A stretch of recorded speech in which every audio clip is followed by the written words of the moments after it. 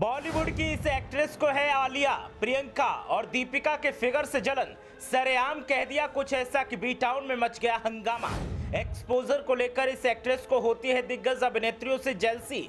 आलिया ने सुना तो ठनक गया माथा, दीपिका ने तो हंगामा ही कर दिया। किसी का फिगर तो किसी का ड्रेसिंग सेंस इस अभिनेत्री को करता है परेशान, और इसीलिए कैमरे के सामने कह दी इतनी बड़ी बात। देखिए कौन है वो अभिनेत्री जो इन हॉट हसीनाओं से रखती है पटिशन और करती है जली भुनी बातें जो कोई नहीं सुन सकता। चाहे 90s की हीरोइंस की बात हो या फिर मौजूदा वक्त की, बॉलीवुड में कंपटीशन दिखता ही दिखता है और बॉलीवुड में राइवलरी भी देखने को मिलती है।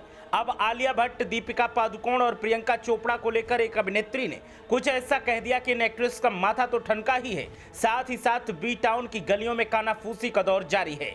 कैमरे के सामने इस एक्ट्रेस ने कहा कि आलिया, प्रियंका के एक्सपोजर को देखकर मुझे जलन होती है। खुलेआम कैमरे पर इतनी बड़ी बात बोली तो फिर हंगामा बरपना तय था और बरपा भी। अब कोई इस एक्ट्रेस को ट्रोल कर रहा है तो कोई समर्थन भी दे रहा है। ऐसे में सबका सवाल यही है कि ये हीरोइन कौन है जो खुलेआम ऐसे अपने दिल की बात बोल रही है। तो नीना गुप्ता का नाम तो आपने सुना ही होगा। नीना को उनकी बेबाकी के लिए जाना जाता है। वो खुलेआम कैमरे के सामने अपने दिल की बात कह देती हैं और कई बार बहुत कुछ ऐसा कह देती हैं कि लोगों का मुंह खुला का खुला रह जाता है। नीना गुप्ता ने ही खुलेआम अपने दिल की बात कही है और कहा कि प्रियंका चोपड़ा, आलिया भट्ट और दीपिका पादुकोण को जब वो मेट गाला या फिर ऑस्कर के रेड कार्पेट पर देखती हैं तो उन्हें काफ़ी जलन होती है। नीना ने कहा कि वो हमेशा ये सोचती हैं कि जो एक्सपोजर इन एक्ट्रेसेस को मिल रहा है काश वो उनको भी मिल पाता।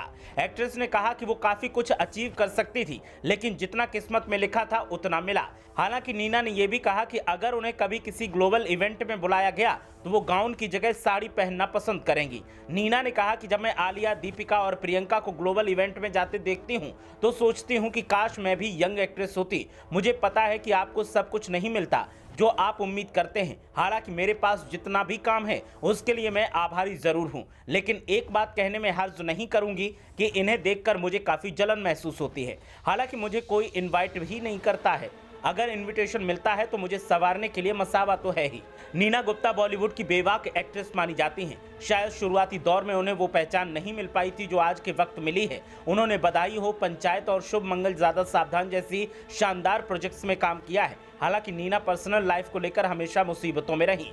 वो बिना शादी के प्रेग्नेंट हो गई थी और उन्होंने फिर बेटी को जन्म भी दिया। उन्हें समाज की खरी खोटी भी सुननी पड़ी। नीना गुप्ता ने अपनी किताब में ये बताया कि जब वेस्ट इंडीज के क्रिकेटर विवियन रिचर्ड की बेटी मसाबा को जन्म देने वाली वो थी, उससे पहले दिवंगत एक्टर डायरेक्टर सतीश कौशिक ने उन्हें शादी के लिए अप्रोच किया था।